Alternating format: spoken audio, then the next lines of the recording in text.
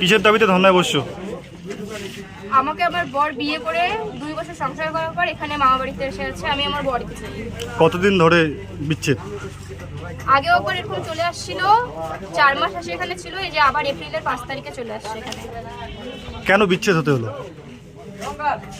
ও এখানে এসে বলে, আগের বারও বলছিল যে আমি নাকি অত্যাচার করি, তারপরে পুলিশ স্টেশনে গিয়ে বলছে এগুলা সব মিথ্যা, আমার মামারা শিখাই দিছে, আমি স্বইচ্ছায় আমার বউয়ের সাথে থাকতে চাই, আমার মামারা আমাকে জোরজবস্তি নিয়ে গেছিল। তো এগুলা থানায় বলছিল, নিজেও লিখে জমা দিছিল।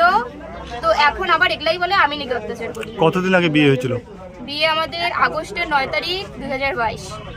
কি দুই পরিবারের পক্ষ থেকে কি বিয়ে দেওয়া না, হয়েছিল? আমাদের লাভ ম্যারেজ। Love marriage. তারপর কি হলো? তারপরে আমরা শিলিগুড়িতে 9 মাস ভাড়া ছিলাম। ওখানে যাবতীয় আমার সব বাবাই দেখছিল, সংসার খরচা যাবতীয় যা লাগে।